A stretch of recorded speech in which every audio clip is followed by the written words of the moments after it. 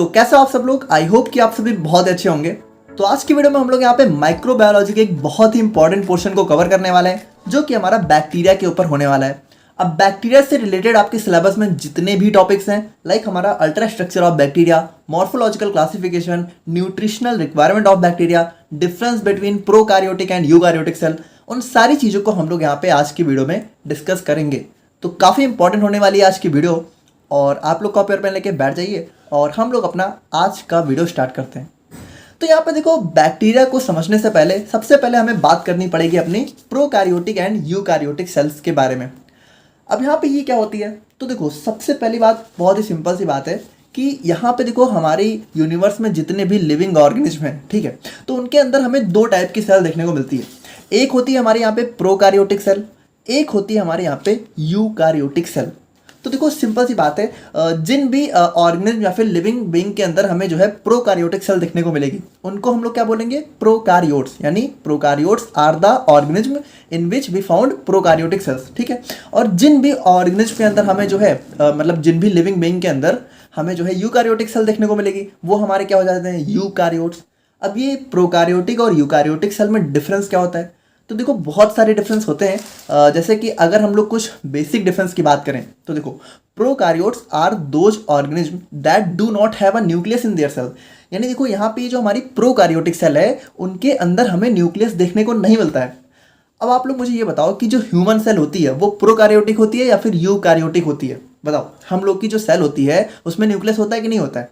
भाई हम लोग की सेल में न्यूक्लियस होता है। यानी हम लोग जो हैं वो हम लोग किस में बिलोंग करते हैं, हम लोग बिलोंग करते हैं अपने यूकैरियोट्स में, क्योंकि eukaryotes are those organism that possess a nucleus in their cells. और हमारी जो सेल्स होती हैं उनके अंदर हमें न्यूक्लियस देखने को मिलता है। यानी हमारी सेल्स कौन सी होती है, यूकैरियोटिक सेल्स। तो ये प्रोकैरियोटिक सेल्स आखिर हमें देखने को कहाँ मिलती है, तो देखो काफ़ी सिंपल सी बात है। हम लोग पढ़ रहे हैं हम लोग अपनी माइक्रोबायोलॉजी पढ़ रहे हैं, और माइक्रोबायोलॉजी के अंदर हम लोग बैक्टीरिया पढ़ रहे हैं। तो भैया यहाँ पे these cells are tend to be smaller and usually found in unicellular organism, example bacteria and archaea. तो यहाँ पे देखो, जो हमारी बैक्टीरिया होती है जिसके बारे में हमें बहुत डिटेल में बात करनी है, तो हमारी बैक्टीरिया की सेल्स हमें जो है प्रोकैरियोटिक सेल देखने को मिलती है हमारे बैक्टीरिया के अंदर, ठीक है। यानी बैक्टीरियल सेल के अंदर हमें जो है कोई भी न्यूक्लियस वगैरह देखने को नहीं मिलता है। अभी इसके बारे में बहुत डिटेल में बात करेंगे, अभी आप बस ऊपर ऊपर से चीज़ें समझो, ठीक है। और यूकैरियोट्स की बात करें तो यहाँ पे यूकैरियोट्स में भी देखो, जैसे ह्यूमन सेल भी हमारी यूकैरियोटिक होती है, लेकिन ह्यूमंस के अलावा अगर हम लोग बात करें, क्योंकि देखो हम लोग माइक्रोबायोलॉजी पढ़ रहे हैं, हम लोग ह्यूमंस की बात तो करेंगे नहीं, हम लोग बात करेंगे अपने माइक्रोब्स के बारे में। तो माइक्रोब्स के अंदर अगर हम लोग बात करें तो जो हमारे फंजाई और एल्गी वगैरह होते हैं, ठीक है, इनके अंदर हमें जो है यूकैरियोटिक सेल देखने को मिलती है। यानी इनकी सेल यहाँ पे थोड़ी बहुत हमारी सेल से ही मिलती जुलती होती है। यहाँ पे जितने भी एनिमल्स होते हैं उनके अंदर भी हमें जो है यूकैरियोटिक सेल्स ही देखने को मिलती है। यानी इनकी सेल्स में हमें जो है न्यूक्लियस देखने को मिलेगा। लेकिन बैक्टीरिया, आर्की, ठीक है, अब आर्की भी हमारा एक टाइप का बैक्टीरिया ही होता है, तो इसके बारे में कभी बात करेंगे डिटेल में। बाकी जैसे बैक्टीरिया, आर्की, इन सब के अंदर हमें जो है प्रोकैरियोटिक सेल देखने को मिलती है। यानी इनकी सेल हमारी सेल से थोड़ी सी डिफरेंट होती है, और उसी के बारे में हमें जो है काफ़ी डिटेल में आज बात करनी है। तो यहाँ पे देखो, एक बहुत ही इंपॉर्टेंट क्वेश्चन के बारे में हम लोग बात करते हैं, जो कि आपके एग्जाम में अक्सर ही 2 नंबर या 5 नंबर में देखने को मिलता है, जो कि हमारे यहाँ पे difference between prokaryotic and eukaryotic cell. अच्छा, आप लोग देखो यहाँ पे एक चीज़ समझो। जैसे मान लो अगर ये क्वेश्चन आप लोगों से बहुत लॉन्ग में पूछा जाए, तो आप लोगों को क्या करना है, तब आप लोग को यहाँ पे इन दोनों सेल को डिटेल में एक्सप्लेन कर देना है। अब कैसे करोगे, देखो ये जो यूकैरियोटिक सेल है भाई, ये तो हमारी ह्यूमन सेल है, तो इसके अंदर जितनी भी चीज़ें हैं वो बिल्कुल सेम है। तो यहाँ पे यूकैरियोटिक सेल को अगर आप लोग को एक्सप्लेन करना है, तो हम लोगों ने इसको फर्स्ट सेमेस्टर में एचएपी में ऑलरेडी कवर कर दिया है, तो आप लोग वहाँ जाके देख सकते हो। और जो प्रोकैरियोटिक सेल है, इसको तो हम लोग आज की वीडियो में देखेंगे, मतलब अभी जो इसके बाद हम लोग टॉपिक देखेंगे वो हमारा यही है, ठीक है, प्रोकैरियोटिक सेल के ऊपर ही है। तो यहाँ पे इस तरीके से आप लोग लॉन्ग में भी इसको एक्सप्लेन कर सकते हो। ऑल दो लॉन्ग में क्वेश्चन बहुत कम चांस है कि पूछा जाएगा, बाकी यहाँ पे ये 2 नंबर में ही ज़्यादा पूछा जाता है। तो प्रोकैरियोटिक सेल और यूकैरियोटिक सेल में कुछ बेसिक डिफरेंस की बात करें तो यहाँ पे देखो, ये जो हमारी सेल है वो स्मॉल होती है, और ये हमारी थोड़ी सी लार्ज होती है, ठीक है। यानी अब देखो बैक्टीरिया वगैरह की सेल है भाई, तो बहुत स्मॉल तो होगी ही, सिंपल सी बात है ना। यहाँ पे जो हमारा nuclear region don't have membrane, देखो यहाँ पे क्या है कि यहाँ पे हमें न्यूक्लियस तो देखने को मिलता नहीं है प्रोकैरियोटिक सेल में, तो यहाँ पे हमें न्यूक्लियस की जगह क्या देखने को मिलता है, एक न्यूक्लियर रीजन यानी न्यूक्लियाइड। देखो यहाँ पे ऐसे समझो, ये हमारी होती है ह्यूमन की सेल, है ना। ह्यूमन सेल में हमारे क्या होते हैं, हमारा एक मस्त, देखो ये हमारा न्यूक्लियस हो गया सेंटर में, ठीक है, और यहाँ पे क्या होता है हमारा जो है हमें एंडोप्लाज्मिक रेटिकुलम और माइटोकॉन्ड्रिया और भी सारी चीज़ें हमें ह्यूमन सेल यानी कि यूकारियोटिक सेल में देखने को मिलती है। अब अगर माइक्रोब्स में बात करें तो ये हमें जो है फंजाई, एल्गी वगैरह में देखने को मिलती है। लेकिन वहीं पे अगर हम लोग बात करें अपने प्रोकार्योटिक सेल के बारे में, तो इसके बारे में अभी बहुत डिटेल में बात करनी है। तो यहाँ पे हमें कोई न्यूक्लियस वगैरह देखने को नहीं मिलता है, बल्कि हमें यहाँ पे सेंटर में कुछ जो है एक कह सकते हो कि न्यूक्लियर रीजन, यानी यहाँ पे हमारा जो है जैसे न्यूक्लियस के अंदर क्या होता है बताओ, न्यूक्लियस के अंदर हमारा जेनेटिक मटेरियल डीएनए वगैरह होता है। तो देखो डीएनए वगैरह हमारी इस प्रोकार्योटिक सेल में भी होता है, लेकिन न्यूक्लियस के अंदर नहीं होता है, बल्कि हमारे एक सेंटर में थोड़ा सा कह सकते हो एक न्यूक्लियस की जगह पे एक रीजन होता है, ठीक है, जिसको हम लोग क्या बोल देते हैं, न्यूक्लियर रीजन, या फिर इसी को हम लोग सिंपली न्यूक्लियाइड बोल देते हैं। देखो सिंपल सी बात है, कुछ कंफ्यूज नहीं होना है। यहाँ पे देखो जो हमारी यूकारियोटिक सेल है उसके अंदर हमें न्यूक्लियस देखने को मिलता है, लेकिन प्रोकारियोटिक सेल में न्यूक्लियस देखने को नहीं मिलता, बल्कि न्यूक्लियस की जगह पे हमें जो है न्यूक्लियोइड देखने को मिलता है। तो न्यूक्लियोइड हमारा क्या है, न्यूक्लियोइड हमारा सिंपली एक जगह है, ठीक है, कोई यहाँ पे न्यूक्लियस वगैरह है नहीं, बल्कि एक रीजन है बस, ठीक है, सिंपल सी बात है।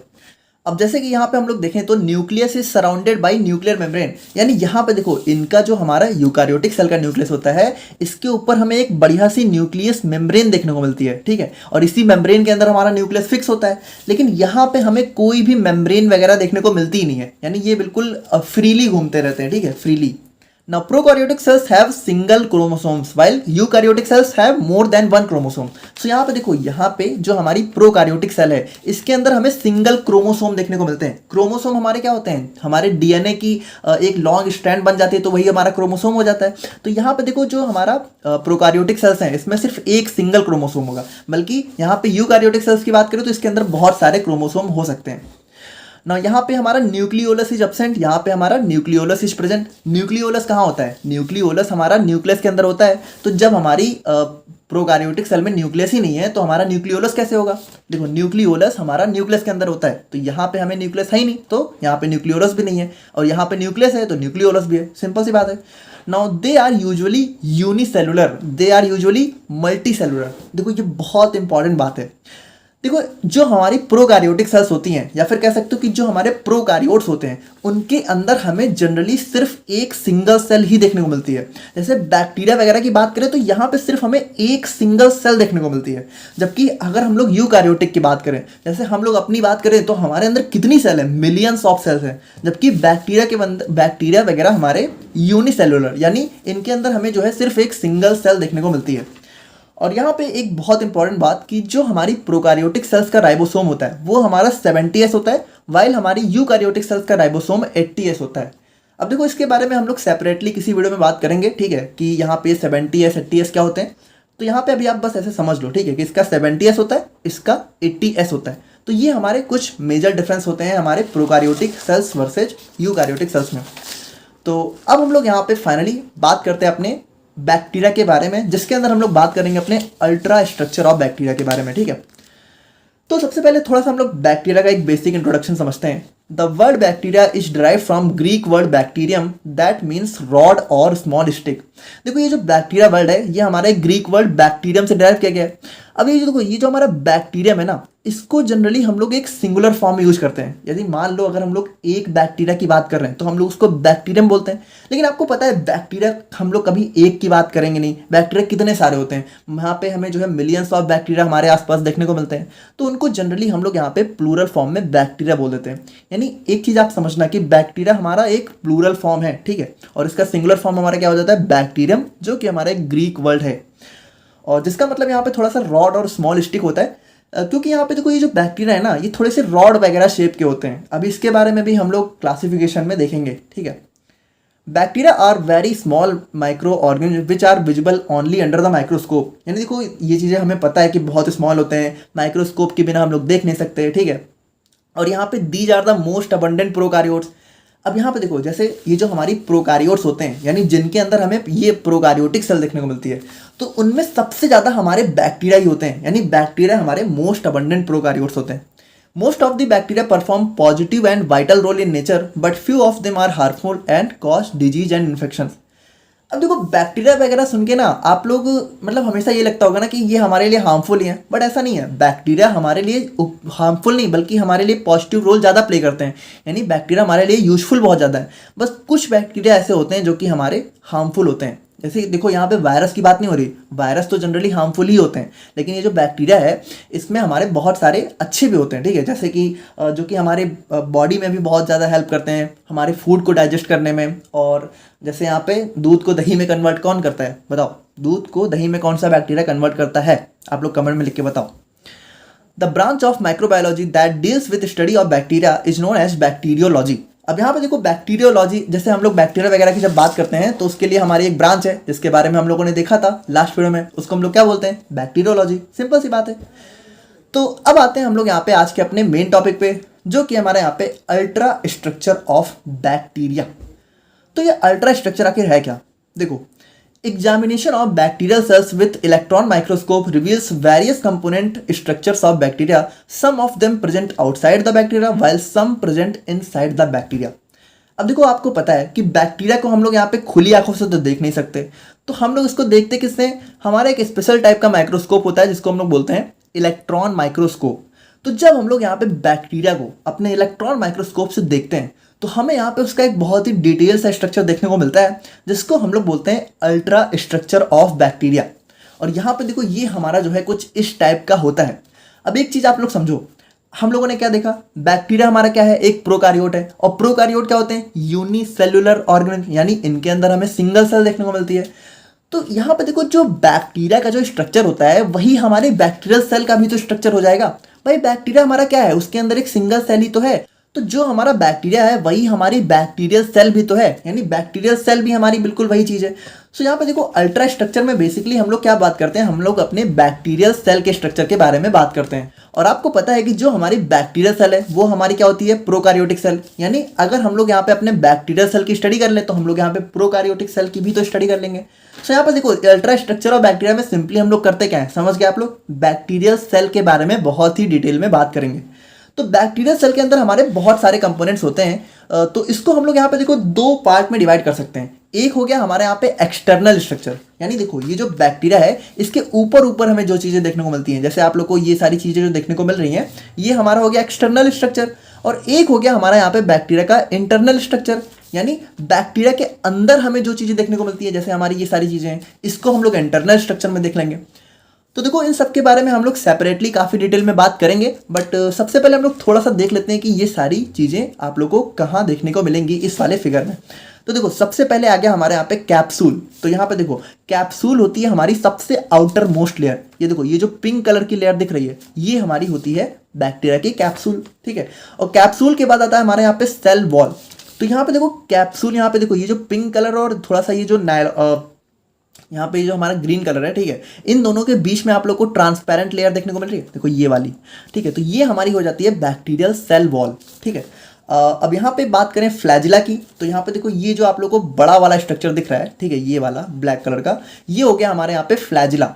अब देखो फ्लैजिला हमारा प्लूरल होता है, अगर हम लोग एक की बात करेंगे तो फ्लैजिलम बोल देंगे। अब इस सब के बारे में काफ़ी डिटेल में बात करेंगे, अब ये बस आप ऐसे देखो कि है क्या, ठीक है। और फिर आता है हमारे यहाँ पे पिलाई और फिम्ब्रेई, ठीक है। तो यहाँ पे देखो ये जो आप लोग को थोड़ा सा ब्लैक और ब्लू कलर के स्ट्रक्चर दिख रहे हैं, ये ऊपर वाली, ये होते हैं हमारे यहाँ पे पिलाई और फिम्ब्रेई। तो देखो ये अलग है, ये अलग है, ठीक है। अभी बात करेंगे कि कैसे अलग है। और इंटरनल स्ट्रक्चर में बात करें तो इंटरनल में आ जाती है सबसे पहले हमारी प्लाज्मा मेम्ब्रेन। सो यहाँ पे देखो ये जो आप लोगों को नियॉन कलर की लेयर देखने को मिल रही है, ये हमारी हो गई प्लाज्मा मेम्ब्रेन, ये वाली, देखो ये प्लाज्मा मेम्ब्रेन, ठीक है। इसी को सेल मेम्ब्रेन भी बोल सकते हो, इतना तो आप लोगों को पता ही है।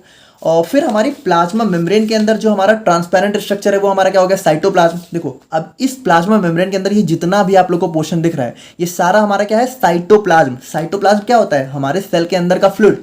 देखो कुछ चीज़ें हमारी प्रोकारियोट और यूकारियोट में सेम ही होती हैं, जैसे साइटोप्लाज्म हमें हर जगह देखने को मिलेगा, प्लाज्मा मेम्ब्रेन हमें हर जगह देखने को मिलेगी, ये बहुत इंपॉर्टेंट है। और फिर हमारा हो गया न्यूक्लियाइड। तो न्यूक्लियाइड देखो आप लोग को पता है जो हमारा बीच सेंटर में एक रीजन होता है, ठीक है, न्यूक्लियस की जगह पे, तो न्यूक्लियाइड हो गया। फिर हमारे हो गए राइबोसोम्स। तो राइबोसोम्स तो यार हमें सेल्स में देखने को मिलेंगे, जैसे यहाँ पे देखो ये जो हमारे थोड़ा सा यहाँ पे ग्रेन्यूल्स हैं इनको हम लोग क्या बोलते हैं, राइबोसोम्स, है ना, ये हमारे राइबोसोम हो गए। फिर हमारा हो गया मीजोसोम।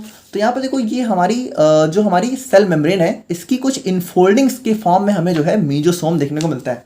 तो सबके बारे में बात करेंगे, अभी बस आप देखते जाओ, ठीक है। और फिर आ गया एंडोस्पोर। तो एंडोस्पोर यहाँ पे एक अलग चीज़ होती है, इसके बारे में देखेंगे अभी। और फिर आ गया हमारे यहाँ पे प्लाज्मिड। तो यहाँ पर देखो ये आप लोग को थोड़ा सा सर्कुलर स्ट्रक्चर दिख रहा है, ये होता है हमारे यहाँ पे प्लाज्मिड। तो ये सारी चीज़ें होती हैं हमारे बैक्टीरियल सेल के स्ट्रक्चर में। अब इन सब के बारे में हम लोग काफ़ी डिटेल में एक एक करके बात करते हैं। तो यहाँ पे देखो एक बहुत ही खूबसूरत सा फिगर आप लोगों के लिए मैंने ड्रॉ कर दिया है, ठीक है, बैक्टीरिया का। तो यहाँ पे इसका नामकरण अभी नहीं कर पाए थे हम, ठीक है। तो यहाँ पे इसमें जो भी चीज़ें हम लोग आपको नोट्स में नाम देखने को मिल जाएगा, ठीक है, कि कौन सी चीज़ क्या है। बाकी अभी तो हम लोग इस वाले फिगर से समझेंगे और ये आप लोग को बनाने के लिए है। तो यहाँ पे देखो ये होता है हमारे यहाँ पे बैक्टीरिया का कुछ स्ट्रक्चर, अल्ट्रा स्ट्रक्चर। और सबसे पहले हम लोग बात करते हैं अपने एक्सटर्नल स्ट्रक्चर के बारे में। तो एक्सटर्नल में सबसे पहले हम लोगों ने बात की थी अपने फ्लैजिला के बारे में। तो फ्लैजिला क्या होता है? देखो फ्लैजिला पहली बात ये एक प्लूरल फॉर्म है, ठीक है, और सिंगुलर इसका होता है फ्लैजिलम, ठीक है। यानी अगर एक से ज़्यादा है तो हम लोग फ्लैजिला बोलते हैं, और अगर एक सिंगल है तो हम लोग फ्लैजिलम बोलते हैं। तो flagella are long hair like structure. यानी देखो ये जो हमारी बैक्टीरियल सेल होती है इसमें हमें एक बहुत ही लॉन्ग, देखो ये सबसे लॉन्ग हमारा एक जो है हेयर लाइक स्ट्रक्चर देखने को मिलता है, ठीक है, जिसको हम लोग क्या बोलते हैं? इसको हम लोग बोलते हैं फ्लैजिलम। मतलब इन दोनों को अगर बोलेंगे तो फ्लैजिला हो गया। अब देखो दो से ज़्यादा भी हो सकते हैं, हो सकता है सिंगल ही हो, तो इसके भी अलग अलग क्लासिफिकेशन होते हैं। बाकी एक है तो हमारा फ्लैजिलम, तो समझ गए, ये हमारा सबसे लॉन्ग वाला हेयर लाइक स्ट्रक्चर होता है। They are mainly responsible for locomotion of bacteria. यानी यहाँ पे देखो ये जो हमारी बैक्टीरिया है ना, इसकी मूवमेंट, यानी बैक्टीरिया अगर एक जगह से दूसरी जगह मूव कर रहा है तो वहाँ पे हमारा फ्लैजिलम उसके लिए रिस्पॉन्सिबल होता है।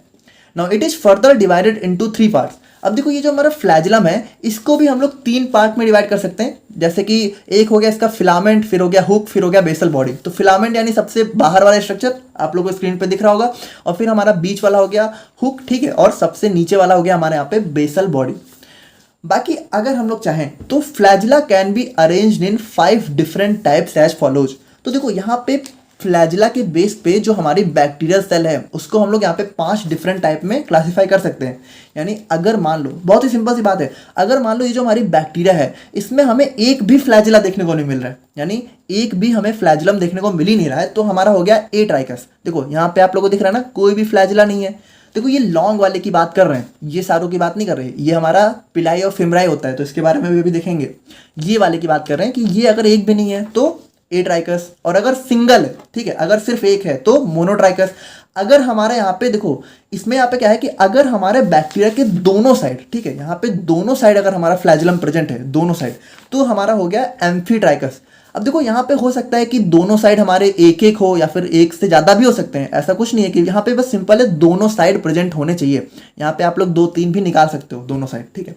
और फिर आ गया हमारे यहाँ पे लोफोट्राइकस। तो लोफोट्राइकस में क्या है कि हमारे एक ही तरफ बहुत ज़्यादा, मतलब एक से ज़्यादा हमारे फ्लैजिला जो है प्रेजेंट होंगे इस एक तरफ, ठीक है, दूसरी साइड नहीं होंगे।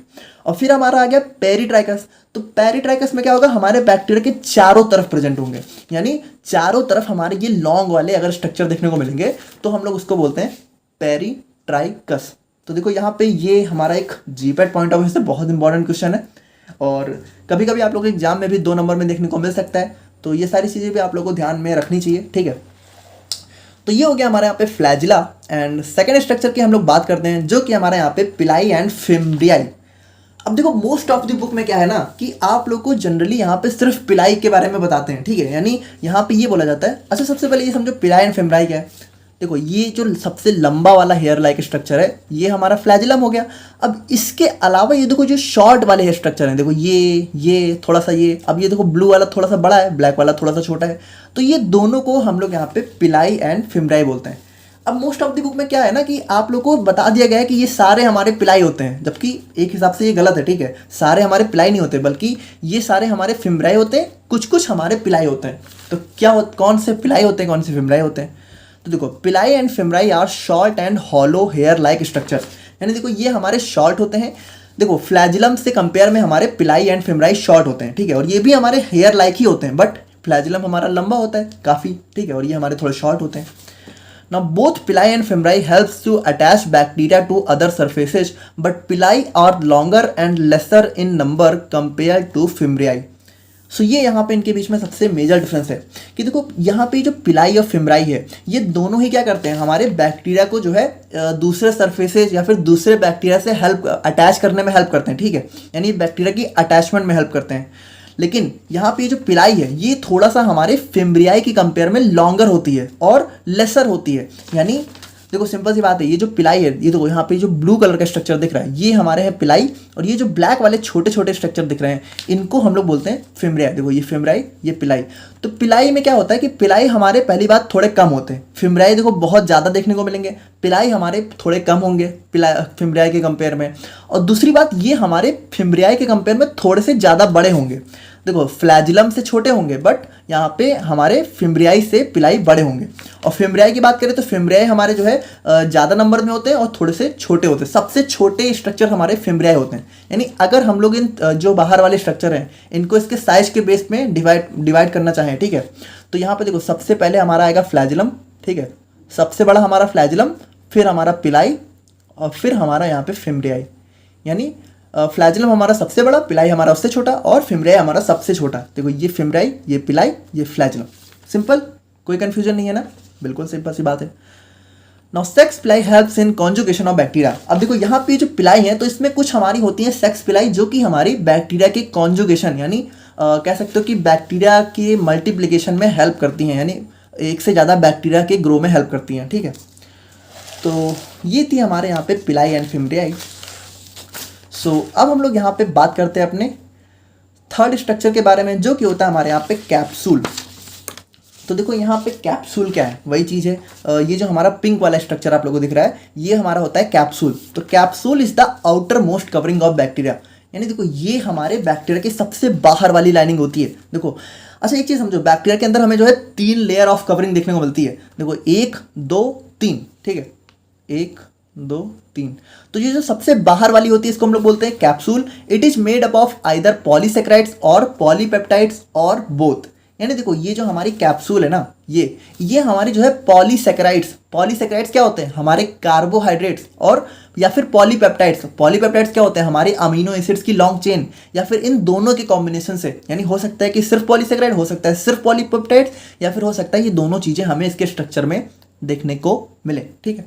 Now it protects the bacteria from phagocytosis and antibacterial agents। देखो बहुत इंपॉर्टेंट बात है, ये जो हमारी कैप्सूल है ना यही हमारे बैक्टीरिया को प्रोटेक्ट करने का काम करती है। यानी मान लो हमारी बॉडी में कोई बैड बैक्टीरिया की एंट्री हो चुकी है जो कि हमारी बॉडी को बहुत हार्म कर रहा है, तो हम लोग क्या करते हैं, हम लोग यहाँ पे एंटीबायोटिक खाते हैं, है ना। एंटीबैक्टीरियल एजेंट्स मतलब हमारी जो एंटीबायोटिक दवाएं होती हैं वो क्या करती हैं, बैक्टीरिया को किल करने का काम करती हैं। लेकिन ये जो कैप्सूल है यही हमारे इस बैक्टीरिया को इस एंटीबैक्टीरियल एजेंट से बचाने का भी काम करती है। यानी ये जितनी स्ट्रांग होगी हमारा बैक्टीरिया को किल करने में हमें उतना ही टाइम लगेगा या फिर हमें उतनी ही मेहनत करनी पड़ेगी। यानी ये अगर कमज़ोर है तो बैक्टीरिया जल्दी मर जाएगा, अगर ये हमारी स्ट्रांग है तो बैक्टीरिया यहाँ पे जल्दी उसको कोई भी हार्म नहीं होगा, ठीक है। और यहाँ पे फैगोसाइटोसिस, देखो हमारी बॉडी के अंदर भी बैक्टीरिया को किल करने के लिए एक प्रोसेस होती है जिसको हम लोग बोलते हैं फैगोसाइटोसिस। तो ये जो हमारी कैप्सूल की लेयर होती है ये हमारे बैक्टीरिया को इससे भी बचाने का काम करती है, यानी ये सिंपली हमारे बैक्टीरिया को प्रोटेक्ट करती है। ना तो capsule can be of 2 types. अब यहाँ पे देखो कैप्सूल 2 टाइप की, मैक्रो एंड माइक्रो। देखो माइक्रो मतलब थोड़ा सा बड़ा, माइक्रो मतलब बहुत ही छोटा। तो अगर हमारे कैप्सूल का साइज 0.2 माइक्रोमीटर से बड़ा है तो वो हमारी माइक्रो कैप्सूल हो गई। अगर हमारे किसी बैक्टीरिया में कैप्सूल का साइज इससे छोटा है तो हमारी माइक्रो कैप्सूल हो गई। तो ये हो गया हमारे यहाँ पे कैप्सूल। एंड सेकेंड हम लोग बात करते हैं अपने सेल वॉल के बारे में। तो यहाँ पे देखो it is the middle covering of bacteria lies between capsule and plasma membrane. So यहाँ पे देखो ये जो आप लोग को ट्रांसपेरेंट वाली लेयर देखने को मिल रही है, ठीक है, ये वाली, ये हो गई हमारी यहाँ पे हमारी सेल वॉल, ठीक है। तो यहाँ पे देखो ये हमारी सेल वॉल होती है जो कि हमें कहाँ, हमारी प्लाज्मा मेम्ब्रेन और कैप्सूल के बीच में देखने को मिलती है, ठीक है, लाइज बिटवीन।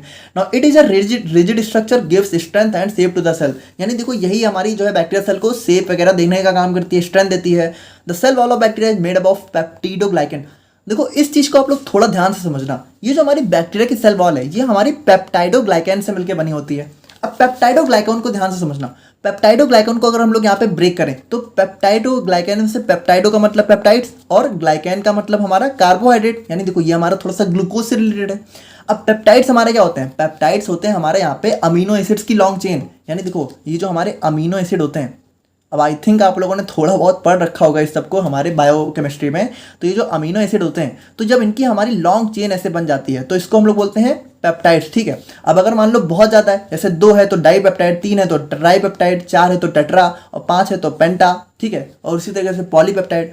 तो यहाँ पे देखो अमीनो एसिड्स की हमें जहाँ पे पेप्टाइडोग्लाइकन में पॉलीपेप्टाइड चेन देखने को मिलती है, यानी यहाँ पे अमीनो एसिड्स 5 के ग्रुप में होते हैं। और वहीं अगर कार्बोहाइड्रेट की बात करें तो कार्बोहाइड्रेट में भी हमारे बहुत सारे टाइप होते हैं, है ना, मोनोसेक्राइड, डाइसेक्राइड, पॉलीसेक्राइड। तो यहाँ पे हमें देखने को मिलता है डाइसेक्राइड। डाइसेक्राइड मतलब 2 कार्बोहाइड्रेट। तो वो 2 कौन कौन से होते हैं? एक होता है हमारे यहाँ पे नैग, एक होता है हमारे यहाँ पे नैम। देखो ये चीज़ें बस मैंने आप लोगों को बताई ताकि आप लोगों को पता हो, ठीक है। बाकी जैसे कि the cell wall of bacteria is made up of peptidoglycan which is, ठीक है, which is repeating subunit of N acetyl glucosamine, जिसको हम लोग बोलते हैं नैग, ठीक है।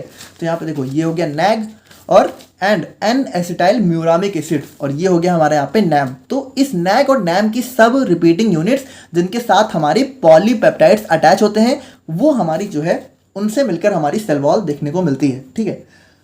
नाउ यहाँ पे बात करें तो देखो एक चीज़ आप लोग समझो, ये जो बैक्टीरिया है ये हमारे मेनली 2 टाइप के होते हैं। जैसे इसको हम लोग बहुत अलग अलग बेस पे क्लासीफाई कर सकते हैं। जैसे हम लोग आज जो हम लोग देखेंगे वो होगा हमारे यहाँ पे मॉर्फोलॉजिकल क्लासिफिकेशन, लेकिन एक होता है हमारे यहाँ पे ग्राम क्लासिफिकेशन। तो एक होते हैं हमारे यहाँ पे ग्राम पॉजिटिव बैक्टीरिया, एक होते हैं ग्राम निगेटिव बैक्टीरिया। अब इन दोनों के बारे में नेक्स्ट यूनिट में हमें जो है काफ़ी डिटेल में बात करनी है, बट अभी के लिए आप लोग ऐसे समझो कि ग्राम पॉजिटिव बैक्टीरिया जो होते हैं उनकी सेल वॉल हमें थिक देखने को मिलती है, और जो ग्राम नेगेटिव बैक्टीरिया होते हैं उनकी सेल वॉल हमें थिन देखने को मिलती है। तो ये यहाँ पे एक मेजर डिफरेंस होता है हमारे ग्राम पॉजिटिव और ग्राम नेगेटिव बैक्टीरिया में। ये दोनों क्या है? बैक्टीरिया के एक अलग अलग टाइप हैं, ठीक है। तो इसमें आप लोग कंफ्यूज मत होना। तो यहाँ पे देखो हमारे जो कैप्सूल है, ठीक है, सॉरी हमारी जो बैक्टीरिया सेल है, तो इसके हम लोगों ने सारे एक्सटर्नल स्ट्रक्चर को देख लिया है। अब हम लोग यहाँ पे बात करेंगे इसके इंटरनल स्ट्रक्चर्स के बारे में। तो इंटरनल स्ट्रक्चर्स में हम लोग बात करें तो बैक्टीरिया के अंदर हमें जो है सबसे पहले देखने को मिलती है प्लाज्मा मेम्ब्रेन। तो देखो ये जो आप लोगों को थोड़ा सा नियॉन कलर से देखने को मिल रही है, ये हो गई हमारे यहाँ पे plasma membrane. It is the innermost layer, innermost covering, ठीक है, हमारी सबसे अंदर होती है। It can also be known as, अब इसको हम लोग यहाँ पे साइटोप्लाज्मिक मेम्ब्रेन, सेल मेम्ब्रेन या फिर इनर मेम्ब्रेन के नाम से भी जान सकते हैं। सारी चीज़ें सेम है। नाउ इट इज मेनली, अब हमारी ये देखो मेनली हमारे फॉस्फोलिपिड, प्रोटीन और कार्बोहाइड्रेट, इन तीनों चीज़ों से मिलकर देखने को मिल रही होती है। नाउ इट एक्ट्स, और यहाँ पे देखो आपको पता है यार सेल मेम्ब्रेन तो सेम होती है। सेल मेम्ब्रेन क्या करती है? एक बैरियर की तरह एक्ट करती है। कौन सा बैरियर? सेमी परमेबल बैरियर, है ना, जो कि क्या करती है, जिसको चाहती है उसको अंदर आने देती है, जिसको चाहती है उसको बाहर जाने देती है। यानी allows only selective material to move inside and outside of the cell, यानी जिसका मन होगा इसका वो उसको अंदर आने देगी और जिसका मन होगा उसको बाहर जाने देगी, ठीक है। और बात करें हम लोग यहाँ पे साइटोप्लाज्म के बारे में, तो यहाँ पे देखो it is a colourless semi transparent elastic and thick fluid enclosed with in plasma membrane. अब देखो ये जो हमारी प्लाज्मा मेम्ब्रेन है, इसके अंदर का जितना भी पोर्शन होता है उसी को हम लोग क्या बोलते हैं? साइटोप्लाज्म, जो कि हमारा फ्लूइड से फिल होता है, यानी हमारे एक टाइप का लिक्विड पोर्शन होता है। तो it is a colourless semi transparent elastic and thick fluid enclosed with in plasma membrane. और यहाँ पे देखो इसके अंदर हमारे क्या होता है? 80% वाटर होता है, और जो रिमेनिंग 20% होता है उसमें हमारे जो भी इनऑर्गेनिक एंड ऑर्गेनिक सॉल्यूट्स होते हैं वो सस्पेंडेड रहते हैं। और यहाँ पे बात करें तो यहाँ पे ये हमारी सेल्यूलर ग्रोथ, मेटाबॉलिज्म और जो भी हमारी सेल रिएक्शन होती है उनमें हेल्प करता है। और फिर हम लोग बात करें अपने 3rd नंबर के स्ट्रक्चर के बारे में, तो यहाँ पे हो गया हमारे यहाँ पर राइबोसोम। तो राइबोसोम देखो क्या है, ये जो हमारे सेल के अंदर टीनी ग्रैन्यूल्स, यानी ये जो ग्रैन्यूल्स फॉर्म में आप लोगों को देखने को मिलते हैं, ठीक है, यही होते हैं हमारे राइबोसोम। नाउ बैक्टीरिया, अब देखो बैक्टीरिया में जो राइबोसोम होते हैं वो 70S टाइप होते हैं। तो इस चीज़ को आप लोग वैसे समझ लो, अभी हम लोग बाद में काफ़ी डिटेल में बात करेंगे कि ये जो हमारी प्रोकार्योटिक सेल है इसके अंदर हमारा 70S राइबोसोम होता है, जबकि यूकार्योटिक सेल में हमें जो है 80S राइबोसोम देखने को मिलता है। तो बैक्टीरिया हमारा प्रोकार्योटिक है तो 70S होगा, सिंपल सी बात है। और यहाँ पे देखो ये हमारे क्या है, सिंपल है, टीनी स्मॉल ग्रैन्युलर स्ट्रक्चर होते हैं, यानी बहुत ही स्मॉल होते हैं, ग्रैन्यूल्स होते हैं। It is mainly composed of, अब इसके अंदर क्या होता है, हमें RNA और प्रोटीन्स देखने को मिलता है। राइबोसोम क्या करते हैं? राइबोसोम मेनली हमारे प्रोटीन की सिंथेसिस का ही तो काम करते हैं, तो वही चीज़ है। और यहाँ पे एंजाइम को भी main role of RNA is to synthesise bacterial proteins and enzymes, तो वही चीज़ है। एंड फिर हम लोग बात करें अपने नेक्स्ट स्ट्रक्चर के बारे में, तो ये हो गया हमारे यहाँ पे प्लाज्मिड। अब प्लाज्मिड क्या होता है? तो देखो प्लाज्मिड हमारी बैक्टीरियल सेल में एक सर्कुलर स्ट्रक्चर टाइप से देखने को मिलता है, ठीक है। Plasmid are small circle of DNA, यानी हमारे DNA के स्मॉल सर्कल्स होते हैं ना। Bacterial cells have many plasmid, अब इनके अंदर हमें बहुत सारे प्लाज्मिड्स वगैरह देखने को मिलते हैं। Plasmids are use to exchange DNA between bacterial cells, और ये क्या करते हैं, जो भी हमारी बैक्टीरियल सेल्स होती हैं उनके बीच में DNA एक्सचेंज का काम करते हैं। एंड फिर हमारे बात करें हम लोग मीजोसोम्स के बारे में, तो mesosomes are organelles formed by plasma membrane in foldings. देखो ध्यान से देखना, ये जो प्लाज्मा मेम्ब्रेन है जब ये थोड़ी हमारी एक इनफोल्ड यानी फोल्ड हो जाती है थोड़ा अंदर की तरफ, इन फोल्ड का क्या, इन मतलब अंदर, फोल्ड मतलब फोल्ड होना ना, तो इन फोल्डिंग से हमें जो है स्ट्रक्चर देखने को मिलता है जिसको हम लोग बोलते हैं मीजोसोम, ठीक है। Now they are found in the membranes of bacterial cells, यानी ये हमारी बैक्टीरियल सेल्स की मेम्ब्रेन्स में देखने को मिलती है, सिंपल सी बात है। और ये क्या करते हैं, ये हमारे डीएनए रेप्लिकेशन में हेल्प करने का काम करते हैं। और फिर हम लोग बात करें अपने न्यूक्लियोइड के बारे में, तो देखो न्यूक्लियोइड वही है, instead of nucleus bacterial cells contains nucleoid, यानी बैक्टीरियल सेल्स के अंदर न्यूक्लियस तो होता नहीं है तो न्यूक्लियोइड होता है। न्यूक्लियोइड क्या होता है, एक टाइप का न्यूक्लियर रीजन होता है। Nucleoid is an irregularly shaped region within the prokaryotic cells that contains all or most of the genetic materials। और यहाँ पे देखो इस रीजन में हमें जो है क्या देखने को मिलता है, हमें जेनेटिक मटेरियल्स, यानी जैसे जो हमारे डीएनए आरएनए वगैरह होते हैं। अब डीएनए आरएनए क्या होते हैं, हमारी जो है क्रोमोसोम्स में देखने को मिलते हैं। ये देखो ये हमारा क्या है, ये हमारा क्रोमोसोम है, ठीक है। तो ये हो गया हमारे यहाँ पे न्यूक्लियोइड। और फिर आते हैं हम लोग यहाँ पे एंडोस्पोर के बारे में। तो देखो यहाँ पे एंडोस्पोर ऐसे समझो, एंडोस्पोर कोई बैक्टीरिया के अंदर का स्ट्रक्चर नहीं है, बल्कि एंडोस्पोर क्या है, एक बैक्टीरिया की एक स्टेट होती है। कैसे होती है, an endospore is a dormant tough and non productive structure produced by certain bacteria under stress. देखो इसको ध्यान से समझना, जैसे ये जो बैक्टीरिया की सेल है, कभी कभी क्या होता है कि इसको थोड़ा सा स्ट्रेस, यानी मान लो जो हमारी बैक्टीरिया है उसको ग्रो करने के लिए फेवरेबल इन्वायरमेंट नहीं मिल रहा है, यानी इसको जो जो चीज़ें चाहिए वो उसको मिल नहीं रही हैं, तो बैक्टीरिया हमारी क्या होती है, बैक्टीरिया सेल हमारी डेड हो जाएगी। तो उस केस में क्या करता है, यानी जब बैक्टीरिया को हमारे जो है अनफेवरेबल इन्वायरमेंटल कंडीशन के दौरान, यानी जब उसको अच्छी अच्छी चीज़ें नहीं मिल रही हैं और बैक्टीरियल सेल हमारी डेड होने वाली होती है, तो भैया ये अपने आप को बचाने के लिए एक स्ट्रक्चर में बदल जाता है जिसको हम लोग बोलते हैं एंडोस्पोर। अब एंडोस्पोर क्या होता है, एंडोस्पोर हमारा एक टफ नॉन रिप्रोडक्टिव और डोरमेंट स्ट्रक्चर होता है जिसमें हमारा बैक्टीरिया कन्वर्ट हो जाता है जब भी ये हमारा डेड होने वाला होता है, जिसकी वजह से क्या होता है, ये हमारा जो है बल्कि ये हमारा कितना टफ स्ट्रक्चर होता है जो कि इन एक्सट्रीम कंडीशंस में भी सर्वाइव करने की कैपेबिलिटी रखता है, यानी ये बच जाता है। और जैसे ही अगर ये बच गया तो ये दोबारा से हमारे बैक्टीरिया में फिर से कन्वर्ट होने की कैपेबिलिटी भी रखता है, यानी एंडोस्पोर हमारा दोबारा से बैक्टीरिया को फॉर्म भी कर सकता है। तो उस तरीके से क्या होता है कि हमारा बैक्टीरिया अपने आप को बचाने के लिए, ठीक है, कभी कभी जो है इन अनफेवरेबल कंडीशन में एंडोस्पोर में कन्वर्ट हो जाता है। Now they are usually occurs in gram positive bacteria. अब जो हमारे ग्राम पॉजिटिव बैक्टीरिया है, ठीक है, उनके अंदर हमें ये जो है ज़्यादा देखने को मिलता है, ठीक है। तो ये हो गया हमारे यहाँ पे अल्ट्रा स्ट्रक्चर ऑफ बैक्टीरिया। और अब हम लोग यहाँ पे बात करते हैं अपने मॉर्फोलॉजिकल क्लासिफिकेशन ऑफ बैक्टीरिया। अब देखो एक चीज़ समझो, बैक्टीरिया को हम लोग यहाँ पे बहुत ही अलग अलग बेस पे क्लासीफाई कर सकते हैं। उनमें से हमारा सिर्फ एक टाइप है हमारा मॉर्फोलॉजिकल क्लासिफिकेशन। तो मॉर्फोलॉजिकल क्लासिफिकेशन का क्या मतलब है, यानी मॉर्फोलॉजी का मतलब होता है कि स्ट्रक्चर, यानी बैक्टीरिया जो है ऊपर से दिखने में कैसा है, यानी वो उसका शेप वगैरह कैसा है, उस बेस पे जब हम लोग क्लासीफाई करते हैं तो हम लोग उसको बोलते हैं मॉर्फोलॉजिकल क्लासिफिकेशन। तो on the basis of morphology bacteria can be classified according to following 3 categories. तो मॉर्फोलॉजी के बेस पे देखो इसको हम लोग 3 तरह से क्लासीफाई कर सकते हैं। देखो सिंपल सी बात है, बहुत ईजी है ये चीज़, ठीक है। पहला हो गया स्फेरिकल शेप, दूसरा हो गया सिलेंड्रिकल शेप, थर्ड हो गया हमारे यहाँ पे स्पाइरल शेप। तो सिंपल है, स्फेरिकल मतलब क्या होता है, थोड़ा सा हमारा सर्कुलर है ना। तो स्फेयर में, तो स्फेयर क्या होता है, स्फेयर यानी थोड़ा सा, देखो यहाँ पे ये जो हमारे स्फेरिकल शेप बैक्टीरिया हैं ये हमारे स्फेरिकल शेप के होंगे। जैसे देखो यहाँ पे आप लोग फिगर में देख सकते हो, ये हमारे क्या है, थोड़ा सा स्फेरिकल शेप के हैं, तो ये हमारे स्फेरिकल बैक्टीरिया हो जाते हैं। अब देखो इनका हमारा एक स्पेशल नाम होता है जिसको हम लोग बोलते हैं कोकस। तो these are basically coccus bacteria which is spherical in shape, यानी ये हमारा एक टाइप का कोकस बैक्टीरिया होता है। Now they can be further classified as follows. अब देखो इस कोकस को भी हम लोग जो है डिफरेंट पार्ट में क्लासिफाई कर सकते हैं। देखो ये बहुत ईजी है, जैसे मान लो अगर हमारा कोकस सिंगल फॉर्म में, ठीक है, सिंगुलर फॉर्म में, तो हमारा हो गया माइक्रो कोकस। माइक्रो कोकस मतलब बहुत ही small singular form of coccus, ठीक है। अब अगर मान लो ये जो हमारा कोकस है, ध्यान से देखना, ये तो मेरे ख्याल से सबसे इजी चीज़ है। जैसे अब भैया हमारा कोकस अगर 2 के फॉर्म में है तो हमारा डिप्लोकोकाई। अच्छा देखो जब है हमारा सिंगल है तो हम लोग कोकस बोलते हैं, और जब हमारा प्लूरल फॉर्म में हो जाएगा तो हम लोग कोकाई बोल देंगे। तो जैसे 2 हो गया तो कोकाई, ठीक है, तो डिप्लोकोकाई। फिर हमारा हो गया स्ट्रेप्टोकोकाई, यानी यहाँ पे क्या है, देखो प्रेजेंट इन चेन, यानी यहाँ पे हमें जो है एक चेन के फॉर्म में देखने को मिलेंगे। फिर हमारा हो गया स्टेफाइलोकोकाई, तो यहाँ पे क्या होगा, present as a bunch of grapes, यानी ये हमारा जैसे अंगूर का एक गुच्छा नहीं होता है उस तरीके से प्रेजेंट होते हैं। जैसे ये देखो ये हो गया हमारे यहाँ पे, ये हो गया स्टेफाइलोकोकाई। देखो कितना सिंपल है यार ये। फिर हो गया टेट्रार्ड्स, तो टेट्रार्ड्स मतलब यहाँ पे क्या है, प्रेजेंट इन ग्रुप ऑफ 4, तो यहाँ पे देखो ये हमारा 4 के ग्रुप में प्रेजेंट है।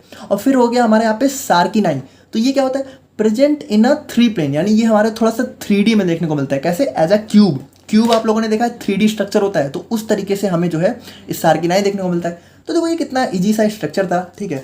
और सेकंड हमारा होता है सिलेंड्रिकल शेप। तो देखो आप लोग नाम से समझ गए होंगे इसमें क्या होगा, थोड़ा सा हमें सिलेंड्रिकल शेप में देखने को मिलेगा बैक्टीरिया। तो यहाँ पे भी काफ़ी सिंपल है, जैसे सिलेंड्रिकल को हम लोग रॉड शेप भी बोल सकते हैं। रॉड सिलेंड्रिकल सेम ही तो होता है। जैसे यहाँ पे अब इनको देखो, यहाँ पे जैसे हमारा स्फेरिकल वाले को हम लोग क्या बोलते थे, कोकस, तो इसको हम लोग बोलते हैं bacillus. These are basically bacillus bacteria that is cylindrical in shape. They can be further classified as follows. इनको भी हम लोग ऐसे क्लासीफाई कर सकते हैं। जैसे बैसिलस अगर हमारा सिंगल फॉर्म में, देखो ये ध्यान से देखना, अगर हमारा जो बैसिलस है, ठीक है, अगर ये सिंगल फॉर्म में तो बैसिलस, अगर दो में है देखो बिल्कुल सेम है तो डिप्लोबैसिलाई, ठीक है। और अगर अब जैसे बैसिलस सिंगुलर फॉर्म हो गया, बैसिलाई हमारा प्लूरल फॉर्म हो गया। अब अगर ये हमारा एक चेन में है तो चेन में हमारा स्ट्रेप्टोबैसिलाई। और यहाँ पे ध्यान से देखना, ये वाला काफ़ी इंटरेस्टिंग स्ट्रक्चर है। ये इसको हम लोग बोलते हैं कोकोबैसिलाई। यानी देखो जब हमारा बैक्टीरिया कोकस और बैसिलस दोनों के कॉम्बिनेशन जैसा हो, देखो कोकस हमारा स्फेरिकल, बैसिलस हमारा रॉड शेप, और यहाँ पे देखो ये आप लोग को थोड़ा सा स्फेरिकल भी दिख रहा है, थोड़ा सा रॉड शेप का भी दिख रहा है, तो इसको हम लोग बीच का फॉर्म बोल देते हैं, जो कि हो जाता है हमारे यहाँ पे कोकोबैसिलाई। तो ये हो गया, देखो काफ़ी सिंपल है। वही चीज़ यहाँ पे भी लिखी हुई है, जैसे bacillus singular form diplobacillus, diplobacilli होगा यहाँ पे, ठीक है। Present in a pair, streptobacilli present in a chain, और coccobacilli intermediate between cocci and bacilli, यानी ये हमारी कोकाई और बैसिलाई के इंटरमीडिएट होते हैं। काफ़ी सिंपल सी चीज़ थी, ठीक है। एंड फिर हम लोग बात करें अपनों स्पाइरल के बारे में। तो देखो स्पाइरल, आप लोगों ने स्पाइरल कॉपी देखी है। स्पाइरल कॉपी में क्या होता है, ये हमारी थोड़ी सी, देखो स्पाइरल कॉपी में ये जो हमारी थोड़ी सी इस टाइप की हमारी इनफोल्डिंग होती है, तो इसी को हम लोग बोलते हैं स्पाइरल। तो अगर हमारा बैक्टीरिया कुछ इस टाइप के शेप में है तो हम लोग स्पाइरल शेप बोल देंगे।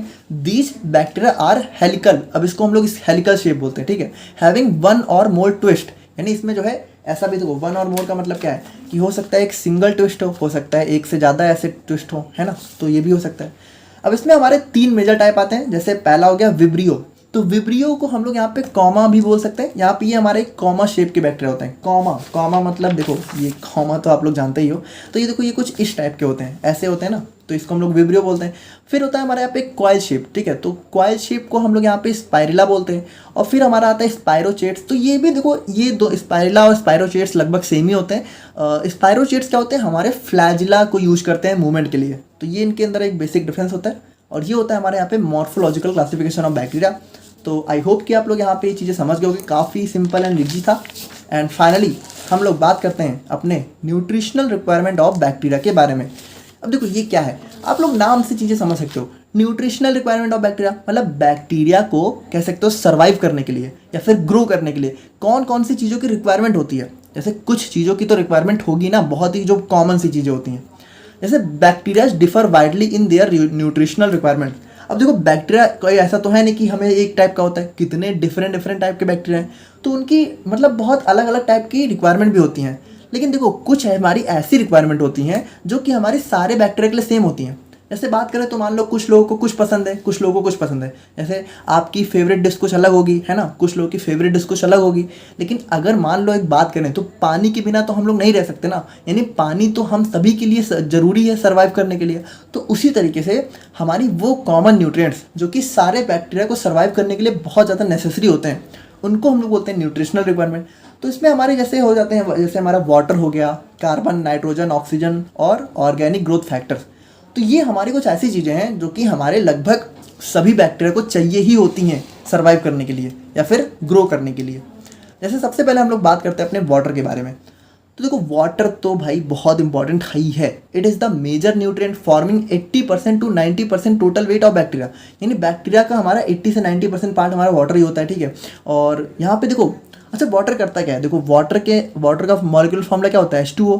तो ये क्या करता है, ये हमारा हाइड्रोजन एंड ऑक्सीजन प्रोवाइड करता है, जो कि क्या होते हैं, that are essentially used for many activities of bacteria, ठीक है। Now tap water contains manganese, cobalt, copper, nickel, calcium, etc. that is also required as micronutrients for the growth of bacteria. तो यहाँ पे देखो जैसे ये जो हमारा टैप वाटर होता है, यानी ये जो हमारा नल का पानी आता है, अब उसके अंदर हमें जो है और भी बहुत सारी चीज़ें जैसे मैंगनीज वगैरह देखने को मिलती हैं। और देखो ये भी हमारे बैक्टीरिया के लिए माइक्रो न्यूट्रिएंट्स, माइक्रो मतलब थोड़े थोड़े अमाउंट से ये भी चाहिए होते हैं। तो ये सारी चीज़ें भी हमारा वाटर जो है बैक्टीरिया को प्रोवाइड कर देता है। इसीलिए वाटर हमारा एक बहुत ही इंपॉर्टेंट न्यूट्रिशनल रिक्वायरमेंट हमारे बैक्टीरिया के लिए हो जाती है। एंड सेकंड आता है हमारे यहाँ पे कार्बन। तो देखो कार्बन हमारा क्या है, bacteria uses CO2 as primary source of carbon. तो कार्बन देखो, कार्बन बैक्टीरिया को मिलता है कहाँ से, CO2 से मिलता है। हमारे इन्वायरमेंट में CO2 बहुत ज़्यादा अमाउंट में आप लोग को पता ही है, तो वहीं से ये लोग कार्बन का मतलब कार्बन ले लेते हैं, ठीक है। Now it is the major constituents of cellular material. और जो कार्बन है वो हमारे बैक्टीरिया के सेल्यूलर मटेरियल का एक मेजर पार्ट होता है। अच्छा यहाँ पे देखो एक चीज़ समझना, ये जो बैक्टीरिया है ये हमारे दो टाइप के होते हैं। एक होता है हमारे यहाँ पे ऑटोट्रॉफ, ठीक है, एक होता है ऑटोट्रॉफ, एक होता है हमारे यहाँ पे हेटेरोट्रॉफ, ठीक है। तो देखो ऑटोट्रॉफ मतलब ऑटोट्रॉफ यानी ये क्या करते हैं, ये हमारा कह सकते हो कि ये अपना जो भी न्यूट्रिशनल रिक्वायरमेंट वगैरह है या फिर कह सकते हो कि जो भी इनका खाना है ये खुद ही बना लेते हैं, ठीक है। जबकि हेटेरोट्रॉफ क्या होते हैं, अपने सर्वाइवल के लिए दूसरे पे डिपेंड करते हैं। तो ये जो ऑटोट्रॉफ्स होते हैं ये यहाँ पे क्या करते हैं, ये हमारे कार्बन के लिए CO2 को ही पूरी तरीके से यूज करते हैं। यानी इनके लिए जो कार्बन का सोर्स है वो सिर्फ और सिर्फ CO2 होता है। जबकि ये जो हेटेरोट्रॉफ्स होते हैं इनके लिए हमारा जो कार्बन का सोर्स है वो हमारा सिर्फ CO2 नहीं हो सकता, ठीक है। इनको जो है कार्बन के सोर्स के लिए ऑर्गेनिकली कंबाइंड कार्बन चाहिए होता है, जो कि इनको कहाँ से मिलता है, जैसे इनको ग्लूकोज, अमीनो एसिड, ये इन सबको ये लोग कार्बन सोर्स की तरह यूज करते हैं, ठीक है। तो ये हमारी कुछ इंपॉर्टेंट बातें थी। एंड बात करें हम लोग यहाँ पे अपने थर्ड रिक्वायरमेंट के बारे में, तो ये हो गया हमारे यहाँ पे नाइट्रोजन एंड सल्फर। सो यहाँ पे देखो, bacteria requires large amount of nitrogen and sulphur for the synthesis of all the key constituents of bacteria and for bacterial growth. यानी यहाँ पे देखो ये जो हमारी बैक्टीरिया के अंदर जो भी सिंथेसिस वगैरह होती है, ठीक है, तो और उसके लिए और जो हमारी बैक्टीरिया की ग्रोथ है उसके लिए बैक्टीरिया को नाइट्रोजन और सल्फर बहुत ज़्यादा इंपॉर्टेंट होता है। जैसे यहाँ पे नाइट्रोजन की बात करें तो यहाँ पे ये हमारे जो है बैक्टीरिया के जो भी सिंथेसिस वगैरह होते हैं उसके लिए, और सल्फर हमारे बैक्टीरिया की ग्रोथ के लिए रिक्वायरमेंट होता है। तो इनको यहाँ पे मिलता कैसे है, now these elements are used in reduced form such as nitrogen as in amino acids and sulphur as in sulphydryl compounds. यानी देखो ये जो हमारा नाइट्रोजन है उसको बैक्टीरिया यहाँ पे अमीनो एसिड से यूज करते हैं, और जो हमारा सल्फर है उसको यहाँ पे सल्फाइड्रल कंपाउंड से यूज करते हैं। कैसे, रेड्यूस्ड फॉर्म में, ठीक है, यानी रेड्यूस्ड फॉर्म में उनको चाहिए होता है। और फिर हम लोग बात करें यहाँ पे ऑक्सीजन के बारे में, तो ऑक्सीजन तो है ही, ऑक्सीजन इज द मेजर की न्यूट्रिएंट्स फॉर एरोबिक बैक्टीरिया। अब यहाँ पे भी आप लोग देखो जैसा कि मैंने बात की थी कि बैक्टीरिया को हम लोग बहुत अलग अलग बेस पे क्लासीफाई कर सकते हैं। तो उसी में एक बेस होता है हमारे यहाँ पे एरोबिक और अनएरोबिक बैक्टीरिया, ठीक है, एरोबिक और अनएरोबिक बैक्टीरिया। तो एरोबिक और अनएरोबिक में क्या डिफरेंस होता है, देखो ये जो एरोबिक बैक्टीरिया होते हैं ये हमारे ऑक्सीजन को यूज करते हैं, यानी इनको ऑक्सीजन बहुत ज़्यादा चाहिए होती है। और ये जो अनएरोबिक है इनको ऑक्सीजन बिल्कुल भी नहीं चाहिए होती है। तो ये जो एरोबिक है ना, इनके लिए ऑक्सीजन एक बहुत ही मेजर की न्यूट्रिएंट होता है। Aerobic bacteria requires oxygen to grow because their methods of energy, यानी देखो इनका जो भी एनर्जी प्रोडक्शन है, ठीक है, और जिनका जो भी रेस्पिरेशन है वो किस पे डिपेंड करता है, वो डिपेंड करता है transfer of electron to oxygen. यानी जो इलेक्ट्रॉन होता है वो ऑक्सीजन को ट्रांसफर करते हैं, किन में, in the electron transport reaction.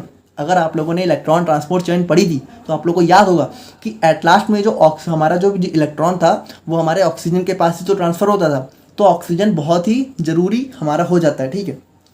And last and the final हमारा ऑर्गेनिक फैक्टर्स। तो these are the essential organic compounds that are used as precursor by bacteria for the synthesis of biomolecules like protein, nucleic acid, etc. and enzymes।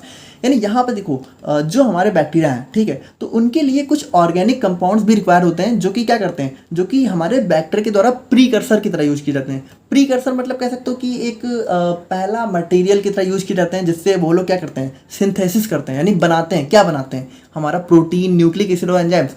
अब आपको पता है कि protein हमारा किससे मिलकर बना होता है, अमीनो एसिड। तो देखो वही सारे हमारे ऑर्गेनिक कंपाउंड्स हैं, जैसे कि अमीनो एसिड हो गया, प्यूरिन्स एंड पिरिमिडिन्स क्या होते हैं, हमारे नाइट्रोजनस बेस होते हैं। उससे क्या बनता है, उससे हमारा डीएनए आरएनए बनता है, और डीएनए आरएनए क्या होता है, न्यूक्लिक एसिड होते हैं। तो वही चीज़ तो है ना। और फिर विटामिन्स, तो विटामिन्स हमारे क्या होते हैं, विटामिन्स हमारे forming part of prosthetic groups और active centres of certain enzymes. यानी ये हमारे जो है एंजाइम्स के भी सर्टेन एक्टिव सेंटर होते हैं या फिर प्रोस्थेटिक ग्रुप के फॉर्मिंग पार्ट होते हैं। तो ये था हमारे यहाँ पे nutritional requirement of bacteria, ultra structure of bacteria, morphological classification, difference between prokaryotes and eukaryotes. तो आई होप कि आप लोगों को वीडियो समझ में आ गया होगा। हम लोगों ने इसमें काफ़ी कुछ कवर कर लिया है। बैक्टीरिया हमारा पूरी तरीके से खत्म हो चुका है। आप लोगों को वीडियो कैसी लगी आप लोग कमेंट करके बताना। बाकी हम लोग मिलते हैं नेक्स्ट वीडियो में। Thank you so much.